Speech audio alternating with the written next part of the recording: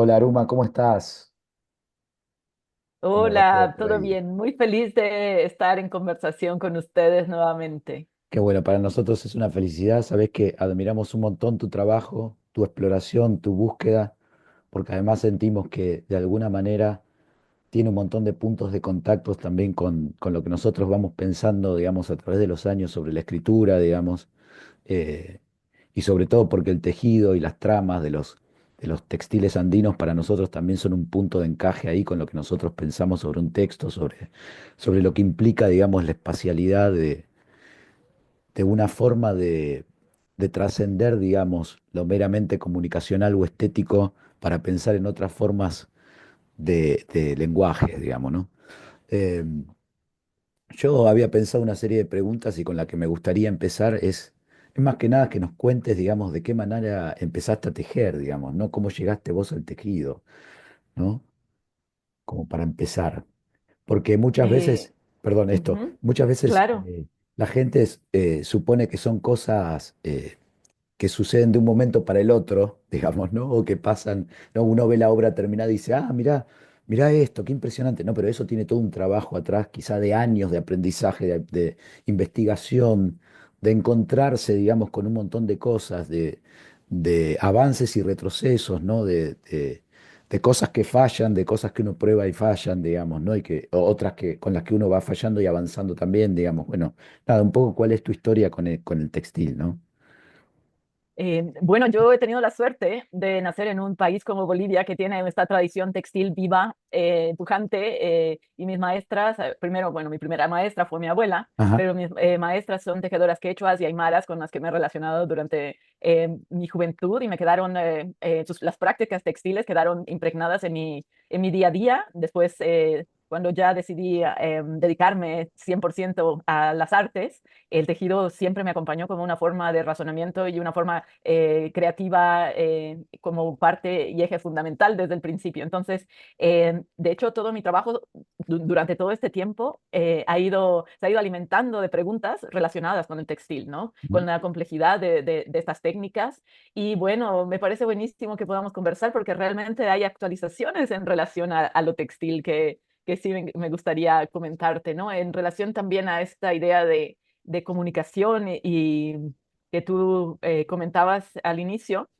es que en estos últimos años he estado trabajando el tejido como energía, Ajá.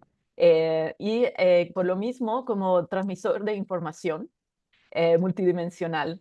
Y en mis últimas obras, no sé si has llegado a ver más o menos el último trabajo, eh, tienen diversos materiales, desde cobre como sensor dentro de las fibras y también fibra óptica. Y Ajá. todas las obras se han convertido en interfaces interactivas reprogramables.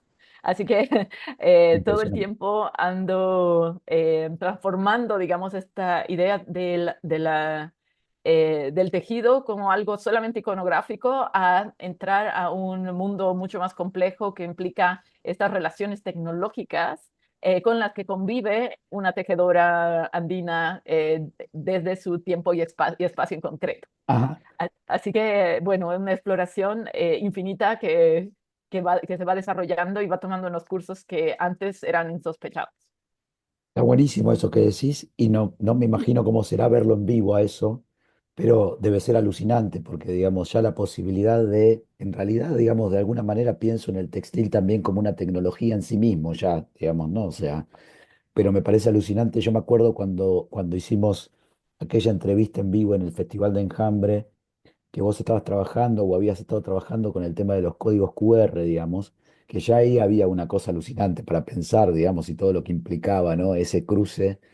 Yo te quería preguntar, ahora que traes esto, ¿de qué manera llegás, digamos, a encontrarte con eso? Porque es algo como que vos me lo contás y yo digo, wow, ya uno podría como imaginarse, ¿no? Digo, dónde está puesto, digamos, el recorrido mínimamente, pero me parece que debe ser impresionante también el encuentro con eso, ¿no? Cuando vos descubrís que eso puede ser posible de una manera que a otras, tipo, a mí no se me ocurriría nunca pensar en ese cruce, ¿no? Digo, o sea, como, ¿cómo llegas a eso? ¿Te lleva años investigar eso? ¿Es algo que descubrís fortuitamente, digamos? ¿Cómo trabajas con eso? Definitivamente son años. Y cuando tú, bueno, nos conocimos en 2015 en Ajá, nuestros primeros encuentros, esta invitación a formar parte del Festival Enjambre, si no me equivoco, era el 2015. En sí, esa época ya vivía en el campo, en Bolivia, en territorio Lupaca, y me quedé ahí un ciclo, lo llamo yo, de 8 años. En esos 8 años tuve el privilegio de dedicarme solamente a la investigación y exploración del tejido como energía, como te comentaba. ajá, Para mí fue importante porque ahí también entendí la relación del tejido dentro de un ecosistema, qué relación tiene esta energía también que sustenta el telar, la tejedora, todas las prácticas relacionadas. Y también he podido entender la perspectiva de la tejedora, que es una perspectiva espacio-temporal, pero al mismo tiempo es un modo tecnológico de existir. ajá. Y existes en este ecosistema. Por eso a mí me gusta hablar del tejido andino, de las prácticas textiles, no como un rescate, no como que estamos viendo de traer del pasado las prácticas o que ya que están desapareciendo por la modernidad o por la complejidad complejidades económicas en un país como Bolivia, por ejemplo. Entonces el planteamiento es hacerlo de una forma creativa, pero sobre todo hablar de una continuidad de estas prácticas en un lugar contemporáneo, ¿no? Desde una mirada contemporánea también. Y entonces este tejido tradicional ahora se plantea como parte de las artes mediales, o como dicen acá en Chile, ¿no? Del New Media Art, que sería una rama del arte contemporáneo, pero nunca, tal vez después, cada vez hay más artistas trabajando en relación a estas prácticas propias del continente, que podemos decir que el tejido podría ser parte del arte de los nuevos medios, ¿no? Como una rama de los artes de las artes de los nuevos medios, porque estamos hablando de una expresión totalmente artística y tecnológica, o sea, Sí, puede entrar tranquilamente. y me parece muy importante esto que remarcás de que no es un rescate de algo que está en extinción, sino que es algo que continúa y continuó, digamos, ¿no? Y seguramente continuará por todo esto que vos estás diciendo. Me parece que también está en su propia esencia, ¿no? Como una cosa orgánica, ¿no? Porque uno cuando ve un textil, digamos, lo que ve, puede ver algo vital ahí, digamos, ¿no? Del trabajo, de esto que vos decís, del entorno, digamos, de alguna manera también influyendo quizá, digamos, en la construcción de esa manera de transcribir, digamos, ¿no? Digo, al textil, digamos, todo lo que implica un contexto determinado, la experiencia de una persona, ¿no? Que a la vez trae una tradición, como vos contabas en el caso de que vos la recibís en principio de tu abuela, digamos, ¿no? Eso me parece como una cosa alucinante porque me parece también como un acto de resistencia ese, poder pensar eso de esa manera, ¿no? Cuando Latinoamérica está muchísimas veces puesta bajo el yugo, digamos, de una mirada extintiva, digamos, ¿no? Como cosas del rescate, como vos decías, o cosas que hay que ir a buscar a un pasado remoto, digamos, y de que nadie sabe muy bien de qué se tratan, digamos, ¿no? Y uno hace ahí un poco de pie como puede. Entonces me parece que hablar de esta continuidad, hablar de la continuidad de una tradición, también me parece que está buenísimo para pensar que hay espacios que no se doblaron, digamos, para decirlo de alguna manera, ¿no? Que siguieron intactos, digo, ¿no? Y eso me parece que está buenísimo. Y además tener la posibilidad de que esos espacios empiecen a convivir con estas tecnologías nuevas, digamos, ¿no? Eh, Ahora también está otro punto súper importante, que es que a las tejedoras nos gusta experimentar con todo tipo de prueba y error. Son provocaciones y activaciones de materiales, sobre ajá, todo cuando vas combinando cosas. Pero en mi experiencia y también en mi cotidiano, nosotros en Bolivia somos muy hackers. Hackeamos todo. Entonces, y a los primeros que hackeamos son a los chinos. Entonces nos apropiamos de tecnologías, y esto pasa siempre. Em, un ejemplo muy simple es el uso de fibras sintéticas, son muchas veces cuestionadas a las tejedoras porque en realidad lo tradicional es usar tintes naturales, ¿no? Que son unos colores más armónicos, más, bueno, apropiados para ciertos ecosistemas, pero hay, por ejemplo, un grupo de tejedoras, no solo un grupo, es una comunidad muy grande de tejedoras en Norte Potosí, que prefieren las fibras sintéticas porque tienen colores muy brillantes, pero no solamente, y se van a comprar a las fronteras con Chile, vienen de México, vienen de China, las fibras, no se las hacen en Bolivia, pero no solamente, no se las recibe así, sino que todavía tienen que pasar por un proceso de torcido, de Ajá. torcelado también se le dice, y es ahí donde la fibra agarra muchísimo más consistencia y fuerza para tejer técnicas complejas en el telar de cintura. Entonces, esta apropiación de estas fibras también se va dando en otros aspectos, como en las fiestas patronales, como en el Gran Poder o en el Carnaval, donde al final de en la noche, cuando ya llegan las mejores comparsas que todo el mundo ha esperado, cuando ya la fiesta está en su mayor eh, Expresión, digamos. magnitud, digamos, en mayor expresión, llegan los diablos, llegan la morenada con LEDs, Ajá. con luces LEDs, y entonces es todo un performance donde muchas personas, cientos de personas están mostrando sus trajes con luces, y es todo tecnología china que está ahí ya inserida hace muchos años en la fiesta, el rollo del folclore, ya no sale. O sea, ya está totalmente incorporado. Entonces, por eso hablábamos de experimentar y de juntar materiales y de hackear y de aprovechar para nuestros usos rituales, cotidianos, festivos.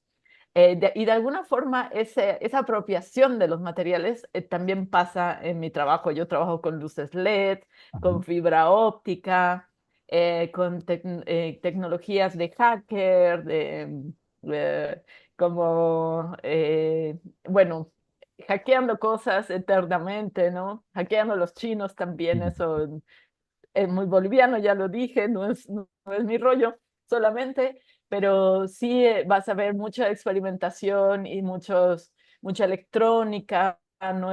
¿No? Y todo eso ha sido parte de este proceso que te comentaba, de tener el lujo de tener un espacio en el campo donde he podido desarrollar esta experimentación y también cuestionar mi práctica como artista de arte medial, Eso está como buenísimo. artista de nuevos medios. Pienso que eso está buenísimo y quizá tenga que ver también con esta raíz que vos estás diciendo, ¿no? Que la posibilidad de esa experimentación, la posibilidad de esa apropiación, de ese hackeo, también hace que el textil se mantenga con una vitalidad, digamos que por ahí, si eso no sucediera, quizá quedaría en el camino, digamos, ¿no?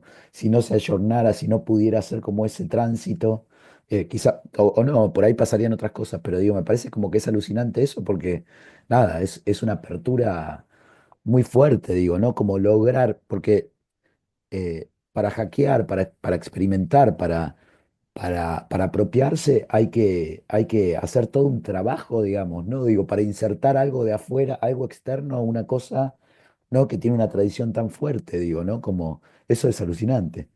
¿Y cómo sé que funcionó? Porque el 2017 dije, bueno, ya es momento de mostrar las obras.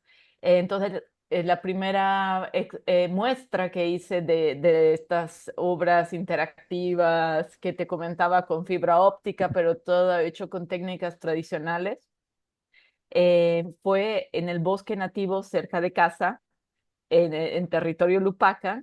Se montaron las obras en la oscuridad de la noche, en la oscuridad del bosque. Invité a todos los vecinos, a mis maestras, las tejedoras con las que había trabajado, todo para mí fue un acontecimiento, fue un inicio de muchas exposiciones que sigo haciendo hasta ahora en diferentes lugares, pero creo que fue una de mis exposiciones favoritas y siempre la nombro porque ahí estaban mis maestras que veían el resultado de los años de trabajo y si bien veían tejidos luminosos, los comentarios eran, nosotros también hacemos eso, Muy bueno. nosotros sabemos hacer eso.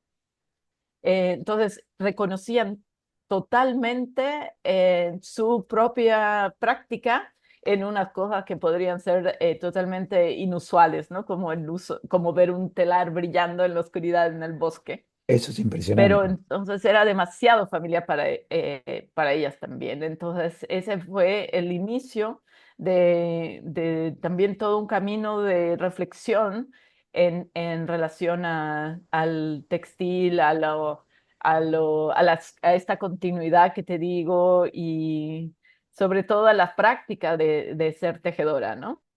Eso es Ahí impresionante. vamos, todavía creo que hay mucho por explorar. eh, las tecnologías van cambiando, van perfeccionándose y también eso da muchas más posibilidades de explorar. Y del otro lado, todavía sigo visitando museos, por ejemplo, con grandes posibilidades y gran suerte de poder entrar a las colecciones y ver los tejidos de los maestros y maestras de textiles de Chancay, de Wari. Estamos hablando de piezas de 4.000, 6.000 años atrás. Entonces, ver eso, estar cerca, poder aportar o aprender también, eh, no hay comparación. O sea, realmente estas piezas son como el arquetipo total para cualquier tejedora. Entonces, siempre voy a hacer ese camino, que no es un camino para atrás, realmente es un camino para el futuro, porque realmente esa forma de pensamiento que tenía el tejedor antes de la llegada de los españoles en estas tierras era una visión muy compleja del universo que se reflejaba obviamente en la tecnología de ese tiempo, que eran los textiles. Entonces estamos hablando de pensamiento complejo, que está ahí como información también contenida.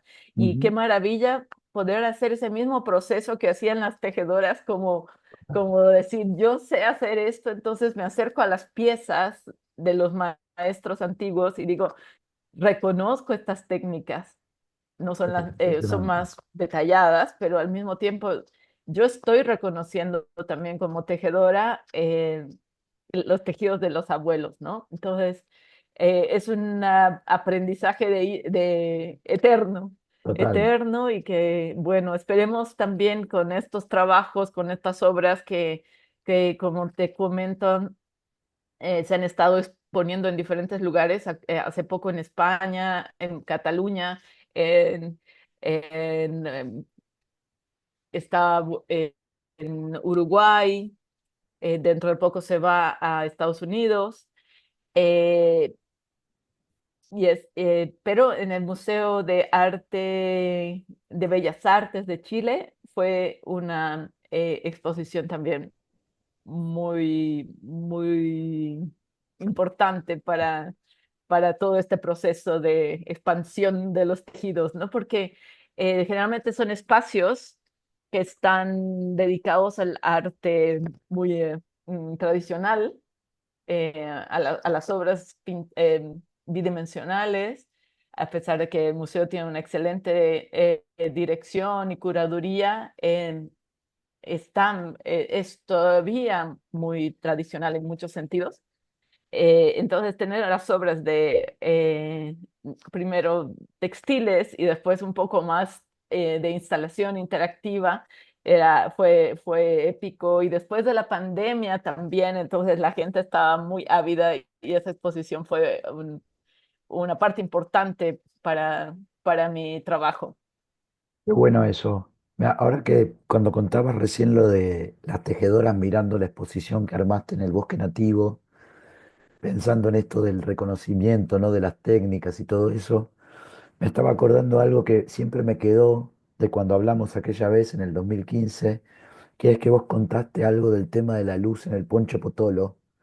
Y eso a mí Ujú. me acuerdo que tipo me pareció como una cosa alucinante, ¿no? Digamos, porque yo no tenía ni la menor idea. ¿Querés contar un poquito de eso? ¿Te dan ganas? Bueno, me acuerdo que les estaba comentando sobre unas experiencias de electroquímica o electrocromatografía, donde a tintes naturales, a telas de algodón, se aplicaba tintes naturales y sobre eso se conectaban material conductivo para imprimir electricidad. Es decir, que se aplicaban impulsos eléctricos controlados a los tintes naturales. Ajá, Esto hacía que la electricidad ayude a develar el espectro de los tintes, o sea, los componentes de los tintes naturales. Eh, entonces se podía ver información, ¿no? Esta información eh, como de los componentes, ¿no? ajá, Entonces, los colores las tonalidades que salían de cada tinte eran diferentes, pero también esta técnica se usaba para, como una espectrografía, se utiliza para ver, para estudiar las estrellas y los planetas lejanos. impresionante. Entonces, esta luz que reciben de los planetas nos indican qué elementos, de qué elementos está compuesto el planeta, a qué distancia está, todo esto por la información que viene a través del color.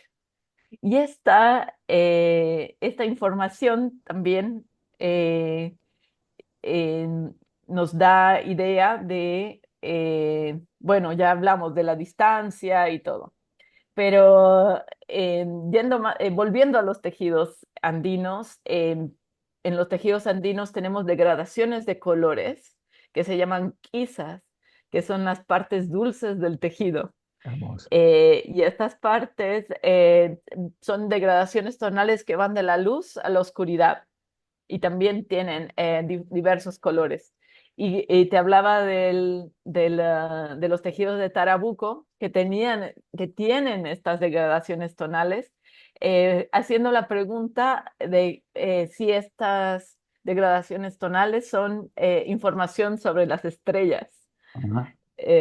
Desiertos, qué relación tienen y al final no sé si es la respuesta o una posible respuesta de las muchas que pueden haber, pero sí estamos hablando justamente de energía y de información que viene a través de esto.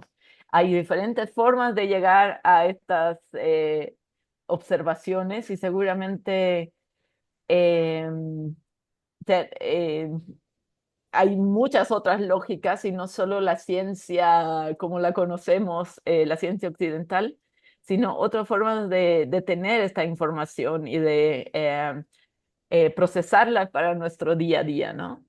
Bueno, ya te imaginarás que en tantos años que no hemos hablado, Mm. he descubierto un montón de cosas sobre la relación de los tejidos con el universo. Entonces, esta relación del tejido con el universo, a través del conocimiento de las culturas andinas, cada vez descubro algo y es fascinante, ¿no? Ciertas ideas que parecen convencionales. Realmente son todo un mundo de exploración y de miles de años de conocimiento de la cultura andina. Si no, eh, no puedo parar si empiezo a hablar, Está que es buenísimo, no mucho, pare, no mucho, pare. mucho. Es buenísimo porque a veces uno se queda con la reducción de qué lindo esto, ¿no? Oh, qué lindo. Lo primero que ves.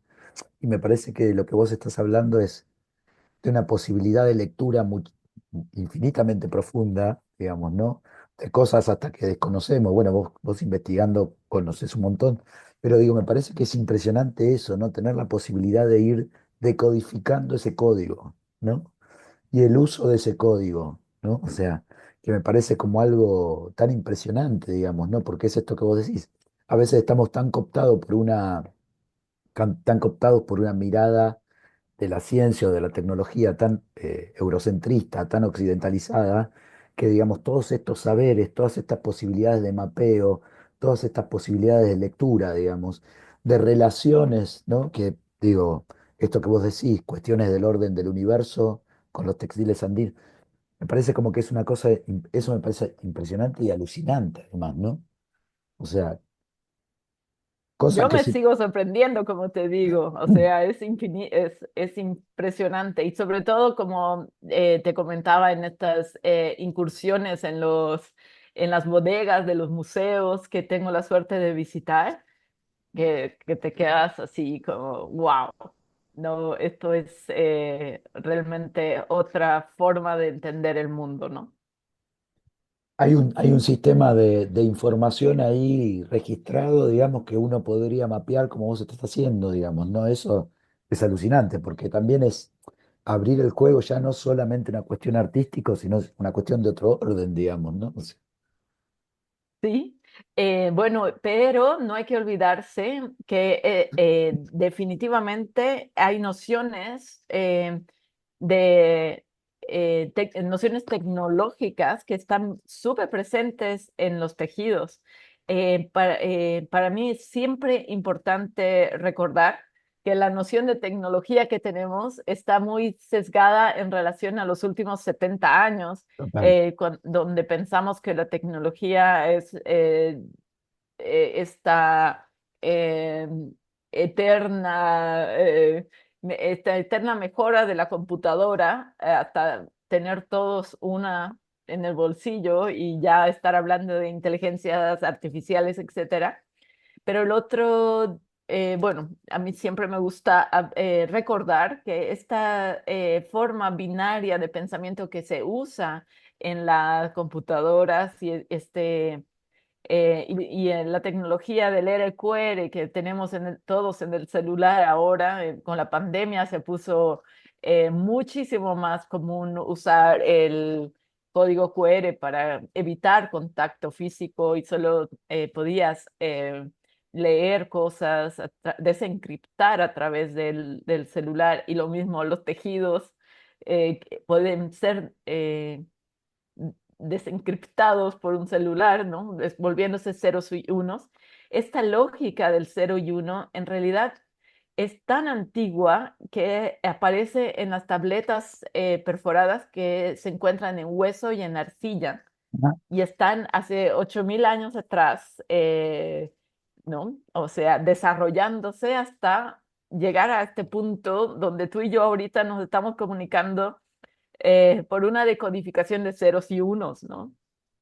Invisible ahora, ¿no? Ya impalpable.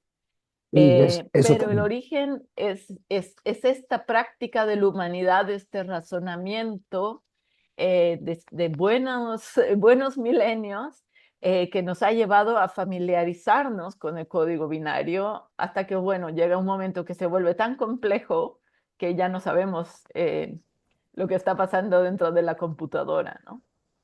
Pero bueno, es ese proceso que me gusta recordar.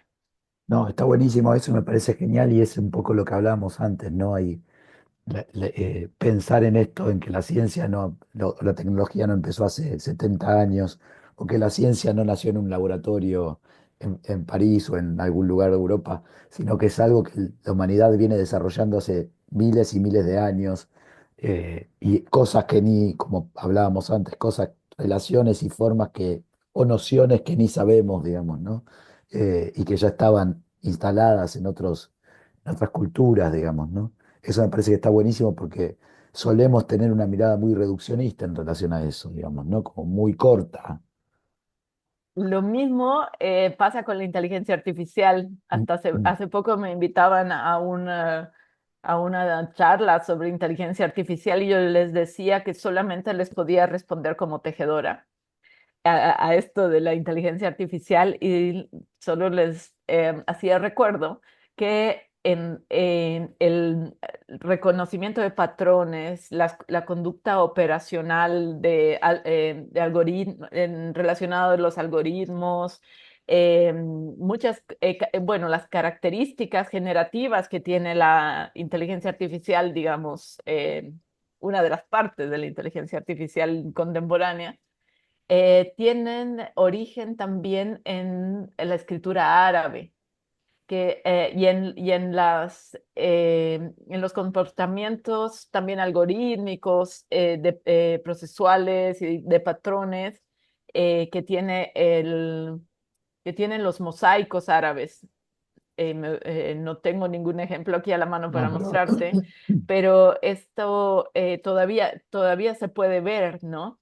Lo mismo pasa con ciertos tejidos muy particulares, por ejemplo, de la cultura wari, que tienen estas mismas características como razonamiento, digamos, que definitivamente ha sido un razonamiento inicial de todo eso que nos está pasando como humanidad ahora en relación a la inteligencia artificial, que no es nueva, que, que viene de todo este desarrollo que empezó con las civilizaciones antiguas.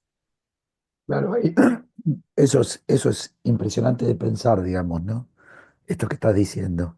Y me parece, yo te iba a preguntar algo en relación a eso, porque ahora que vos estabas mencionando anteriormente esto de lo que vos podés, a partir de las investigaciones que hiciste, leer en los textiles, cuando vas a un museo y podés ver tejidos de hace 6.000 años, ¿qué mirás vos cuando ves un textil, digamos, ¿no? ¿Qué es lo que estás buscando ahí o qué estás viendo? También porque uno suele tener una mirada reduccionista, ¿no? Y en relación a esto de la tecnología, a mí me interesa siempre pensar cuando hablan de virtualidad en la idea del libro, ¿no? Que para mí ya es un artefacto virtual, ¿no? Donde uno se mete, donde uno vive una situación de sensorialidad virtual. Digamos, ¿no? Uno se sienta a leer y está, digamos, con los sentidos conectados a una virtualidad determinada, digamos, ¿no? Sintiendo lo que está sintiendo el personaje del libro, viviendo lo que está viviendo, hasta físicamente lo podríamos pensar, ¿no? Digo, esas cosas me parecen impresionantes. Pero te quería preguntar básicamente esto, ¿qué ves vos cuando mirás un textil, digamos, ¿no? ¿Qué estás buscando ahí, digamos, ¿no? Siempre va cambiando mis preguntas en relación textil. Ahora me estoy preguntando sobre este modo tecnológico de existir, Ajá, pero también que es una relación ontológica y tecnológica, porque bueno, esto es interesante en relación a los lenguajes originarios, como el quechua, el aymara, que más bien no son tan antiguos porque hay otros lenguajes más antiguos. No existe la primera persona, no existe la traducción del yo, es la idea del español y de cómo se ordenaron los pronombres personales que han creado una traducción de lo que podría ser la primera persona del singular. Esta noción del yo no existe en el mundo andino. Incluso se representa o no se representa, es como un vacío. Muchos tejidos tienen un borde central, eh, un borde donde hay mucha información y en el vacío, y en el centro es vacío. Es como una representación del yo que no existe. O sea, no es una representación. Es lo mismo que cuando tú ves tus manos en- y cuando empieza la palabra, cuando empiezas a nombrar las cosas y empieza el diálogo, es cuando hay otra persona. Entonces, la primera persona de los pronombres personales empieza cuando hay el diálogo y esta es con, con una segunda persona, si lo ponemos equiparándolo al español, ¿no? Entonces, esta noción del concepto del yo, de la no existencia del yo, es ahora mi nueva pregunta en relación a cómo veo los tejidos. Estoy tratando de entender esa relación a través de los tejidos. eh, pero, como te comentaba, es una relación ontológico-tecnológica porque también la perspectiva de la tejedora o de quien teje es un punto de observación del universo. Mm. Es un punto de observación de un espacio-tiempo muy concreto. No es el espacio-tiempo de la ciencia que es lo más, digamos, lo que se conoce es un espacio y tiempo mucho más concreto y tiene relación muy directa con la observación del cielo y el comportamiento de los astros, porque era una forma de entender el futuro y el pasado, además de entender lo que estaba pasando en otro lugar digamos, mm, del mismo territorio, pero que no se veía, pero eso sí se podía ver en el cielo. Entonces hay como mucha relación de estos tejidos con una observación del universo, ¿no? Y por eso es una relación tecnológica, porque la tejedora o el tejedor siempre está razonando en trama y urdimbre, eh, y plasmando esas observaciones en el tejido. Entonces, hay, por lo mismo, no es una historia personal, es una historia, o sea, lo que Mm. está tejido es una historia del universo y de lo que está pasando, ¿no? Es un cambio de perspectiva así súper radical. Entonces, sí, esa es mi pregunta cuando veo un tejido así, como que hay demasiado, o sea, es la perspectiva de la tejedora o de quien teje, ¿no? Está buenísimo porque igual, pese a esa perspectiva, digamos, es una perspectiva que está atravesada por una mirada que tiene otra perspectiva, ¿no? Como el observador observa, digo, como algo que se encadena, ¿no? A una simultaneidad de miradas para generar una mirada centrada en otra cosa, digamos, ¿no? Que no es esta cuestión de, como vos decías, el lleno del yo en el que vivimos en este momento, digamos, ¿no? O sea, que es un yo tan pesado, digo, ¿no? O sea, Y con perspectiva monocular. monocular, totalmente. Entonces, salir de esa perspectiva prácticamente a una perspectiva esférica, donde ves eh, la bóveda o qué sé yo, es otro tipo de perspectiva. Eso es impresionante. Me parece alucinante esto que decís del espacio vacío, ¿no? Digo, o sea, porque me parece que precisamente tener la posibilidad de romper, digamos, ¿no? A partir de una cuestión que es desarmar la idea de identidad también, ¿no? Porque hay algo de lo singular ahí, digamos, ¿no? O sea, que se pone en juego y que es alucinante, digamos, ¿no? Totalmente. Todo lo que nos han enseñado es como cuestionable a partir de ese punto. Me alegra poder tener un referente en relación a eso. Es un filósofo boliviano Ajá. que es pintor también. Se llama Fernando Rodríguez Casas y tiene unas pinturas maravillosas donde él se representa como un punto blanco y solo está sus manos, solo se ven sus manos en muchas de las obras y las personas con las que dialoga. Entonces, y además escribe sobre esta perspectiva y bueno, yo lo tengo como un referente importante en mi trabajo. Qué bueno O sea, eso. porque a ese mismo conocimiento se puede llegar desde diferentes lugares, como comentábamos. Sí, totalmente. Yo pensaba en el tema de la escritura y en esta idea del tiempo que vos planteabas, porque para mí, digamos, o sea, escribir en el término en el que lo tratamos de pensar desde Enjambre es detener el tiempo, ¿no? Digo, y hoy que vivimos en una tiranía, digamos, de las tramas, en el término de lo que implica la velocidad de la acción, digamos, ¿no? Pareciera que cada vez tenemos menos posibilidad de observar y cada vez estamos más sometidos, digamos, a la velocidad de la acción, ¿no? De una serie de hechos que se superponen para contar un determinado entramado, que sea fácil de, que no necesite ninguna observación, ninguna profundidad, ningún detenimiento, ¿no? De hecho, ya hoy por hoy pareciera como que solo se trata del qué se trata esto, ¿no? Y ya no importa ni cómo, ni con qué, ni cuáles son los elementos, ¿no?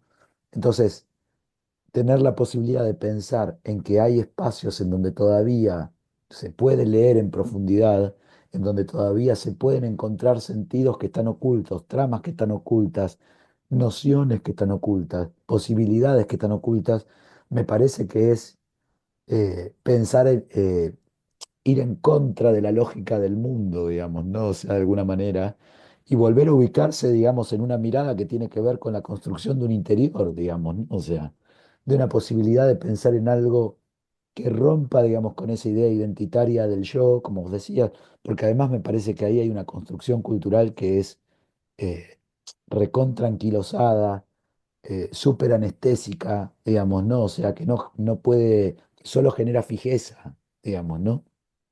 O sea, no hay ninguna posibilidad de expansión ahí. Pero en cambio la idea de la posibilidad de pensar en la singularidad, de pensar en la singularidad como productora de una otra cosa, me parece que es impresionante, digamos, ¿no? Sobre todo con todo esto que vos estás diciendo, digo, ¿no? Y me hace recuerdo a que también es importante para el tiempo de la tejedora o Ajá, de quien teje, eh, porque es otra noción del tiempo al que nos lleva la modernidad, ¿no? Esta modernidad que, como tú lo dijiste, nos atrapa y nos da solo esa perspectiva lineal y nos gobierna el tiempo, nos gobierna implacablemente la vida, ¿no? Entonces, el poder vivir el tiempo de la tejedora definitivamente no va con la ciudad. O sea, es una contradicción ser tejedora y vivir en la ciudad, porque claro. definitivamente es otro tipo de experiencia, ¿no? Que es otra temporalidad también. Entonces, ya te contaba, sí, yo vivo en el campo hace décadas. O sea, no Claro. puedo ser tejedora y tener este ritmo urbano en el que estoy ahora, ¿no? Por un par de semanas. Entonces, el tiempo es importante y cambiar esta noción del tiempo en función de otro tipo de necesidades, ¿no? Como el de tejer lentamente, hacer tu hilo, criar las plantas, ver crecer a las plantas, recolectar frutas, qué sé yo. Es otro tiempo, es un tiempo diferente al que nos tienen Educados. atados, educados, sí. Entonces es ese camino de creación también que es, no sé, te revelas, que te vuelve una rebelde No, pero antisistémica, no sé, pero es como una forma tecnológica de existir. sí, porque además, digo, eso está buenísimo porque además pienso para una práctica, digamos, ¿no? Que tenga esa profundidad, digamos, no puede ser nunca el tiempo del mundo ese, digamos, ¿no? O sea, es imposible que pueda suceder algo, va, supongo, porque a mí me pasa, encuentro mucha similitud con el hecho de la práctica de la escritura, esta idea de la práctica, ¿no? Que implica, digamos, sí, un tiempo interno que no está, digamos, conectado con el tiempo de las instituciones, para decirlo de alguna manera, ¿no? Digamos, o sea. es un tiempo de lo singular, digamos, ¿no? Y además me parece que son procesos singulares que implican continuidades y discontinuidades, digamos, que no tienen nada que ver con la forma en la que el mundo mide el tiempo, digamos, ¿no? O sea, hay una internalización del tiempo que tiene que suceder de otra manera y que es casi, yo podría pensar hasta meditativa, digamos, ¿no? O sea, como en el término de una ruptura con el tiempo. A mí eso Tú lo también dijiste, me mejor. parece como una pregunta también en la disciplina y en la práctica de la escritura, digamos, ¿no? O sea, muchas veces en los talleres de escritura, cuando vienen, digamos, con esta idea de querer, digamos, escribir un texto de un día para el otro, ¿no? O de inmediatamente que ese texto ya se convierte en un libro, hablamos de estas cosas, ¿no? O sea, el tiempo de la escritura no tiene nada que ver con el tiempo del mundo. El tiempo de la escritura implica un proceso interno de maduración, de asimilación, de formas, de técnicas que no tienen tampoco nada que ver con las técnicas gramaticales, tienen que ver con otras cuestiones, ¿no? Como vos contabas antes. Eh, y para mí eso es una resistencia en sí misma, digamos, ¿no? O sea, Total, y ahora que te escucho hablar, también digo, es un privilegio. Qué lujo poder hacer eso. sí, totalmente. Es un lujo. Es un lujo, totalmente. Sí, mira, hace muchos años yo iba a una librería a comprar libros y era una librería rara porque tenían tipo, era un videoclub también en esa época, ¿no? Se alquilaban películas en cassette y a la vez ellos habían descubierto la modalidad que para mí estaba buenísima de alquilarte libros. En vez de alquilarte películas, te alquilaban libros. Y yo muchas veces iba a hablar, me había hecho amigo de los dueños y hablaba con ellos, ¿no? Y un día, y siempre el lugar estaba lleno de gente, y un día caí un sábado a la tarde y el lugar estaba lleno de gente, y el dueño de la librería me preguntó si quería tomar un café. Entonces yo le dije, sí, pero no quiero molestarte, estás con un montón de trabajo. Entonces vino con dos tacitas de café y se puso a hablar conmigo en el medio de la librería y había gente por todos lados. Y yo le digo, che, mirá, si tenés que trabajar no hay problema, yo me quedo por acá y después me voy, no te quiero interrumpir como el trabajo.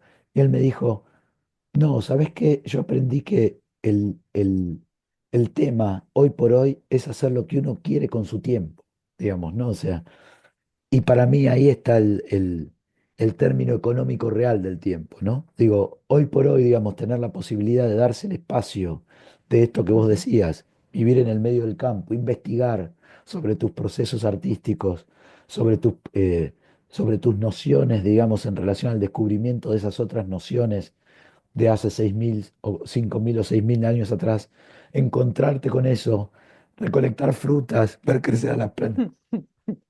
¿Qué más Un quiere lujo. uno, digamos? Sí, total. ¿No? O sea, esos son los procesos vitales, ¿no? Digo, o sea, como eh, los únicos, yo creo, hoy por hoy, digamos, ¿no? O sea, eso es Sí, impresionante. urge, urge. Le deseo a todos que puedan hacerlo, aunque sea un año Totalmente, en su vida. totalmente. Es que me parece que si uno se lo pone a pensar en relación al contexto en el que estamos viviendo, ¿no? Y que también pensaba hace un ratito cuando hablabas de esta cuestión de la perspectiva de la tejedora, ¿no? De la posibilidad, pensaba, vivimos en un mundo que nos impone tanto, digamos, esa velocidad como un relato de nosotros mismos y, y pretende tanto todo el tiempo que nosotros estemos dando cuenta de ese relato, digamos, ¿no? O sea, que uno tiene que elaborar una serie de cuestiones para relatar y decir yo soy esto, yo soy, tener la posibilidad de correrse de ahí y estar en contacto con todas estas otras cosas me parece tipo como, ¿no? Como impresionante, ¿no? Y eso es lo que te piden también como artista. Como artista Totalmente. tienes que definirte eternamente, tienes que postular eternamente, tienes que llenar formularios eternamente y en realidad así cuando yo doy clases y digo, la verdad es que chicos, la vida real del artista es llenar formularios muchas veces, ¿no? Entonces, hasta para este oficio que supuestamente es uno de los más libres, todavía ya el sistema nos tiene funcionarios, ¿no? Y entonces también es un cuestionamiento para las prácticas de arte. Tú hablaste bien sobre la literatura, pero en realidad esto tiene que ver con la creatividad en general, porque ahí estamos los artistas llenando formularios y tratando eh, de, eh, de entrar en un sistema del arte también, ¿no? Que no sé hasta qué punto vale la pena entrar en todo un sistema así, ¿no? Sí, Pero me bueno, parece. ahí, no, ahí nos toca la reflexión nuevamente del tiempo, del ser, de las cosas importantes. Sí, y de la búsqueda, ¿no? Digo, porque me parece que ahí hay una situación que para mí está totalmente, lo que decís vos está totalmente, yo pienso totalmente lo mismo. Yo creo que el punto, digamos, a lo largo de los años ha sido ir encontrando la posibilidad de que mi trabajo se vuelva una práctica que implique la conexión con estas cuestiones y la desconexión con las otras cuestiones que son del orden burocrático, digamos, y que no siento que tengan nada que ver con lo creativo ni con todas estas búsquedas, digamos, ¿no? Eh, eso me parece la muerte del arte, para decirlo de alguna manera. Pero bueno, también es cierto que hay muchos mundos, Suspiro. muchos universos, ¿no? Muchos, muchos universos. Eh, por último, para ir cerrando, te quería preguntar si nos querías contar un poco, además de esto que ahora contaste del show y de lo que estás preguntándote en relación a los textiles, si estás trabajando en algo nuevo, digamos, o cuáles son tus próximos proyectos, si los tenés ya en mente, si se puede, digamos, ¿no? Como... Claro, bueno, la verdad, voy a ser muy sincera en relación a que el próximo año quiero dedicarme a leer solamente, Bueno, leer y escribir. Y obviamente no puedo no tejer y no estar haciendo algún experimento seguro, pero sobre todo creo que estoy en este momento de también darle una pausa a esta vorágine de crear obras, de hacer obras, porque tengo una exposición pronto, porque tengo un compromiso con, qué sé yo, creativo en una otra forma y el tiempo eh, se va cortando porque hay estas metas. Entonces, para el próximo año estoy tratando de revelarme nuevamente como que y no tener proyectos complejos ni grandes para tener nuevamente el lujo de estar debajo de un árbol y leyendo. O sea, sueños humildes, pero ahí vamos. O sea, ojalá se dé y bueno, seguramente aparecerán otras cosas que salen de ese proceso. Pero básicamente eso, estar leyendo todo lo que quiero leer.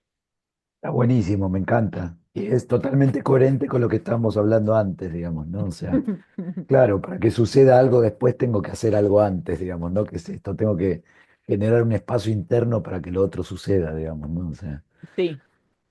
También porque este año ha sido un año muy movido, muchos viajes y poco tiempo, sí, de tener un rato de calma. Entonces estoy sintiendo falta de eso. Así que voy por eso el próximo año. está buenísimo, me encanta. Bueno, no te quiero robar más tiempo del tiempo, digamos, tipo, eh, me- te agradezco infinitamente la charla, la disponibilidad.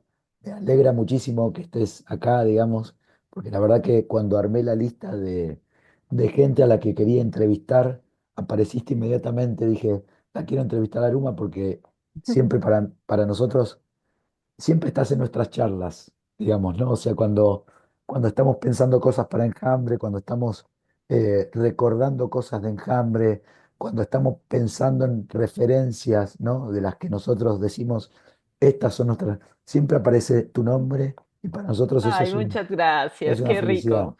Yo también los siento muy, muy amigos y me encanta que estén retomando.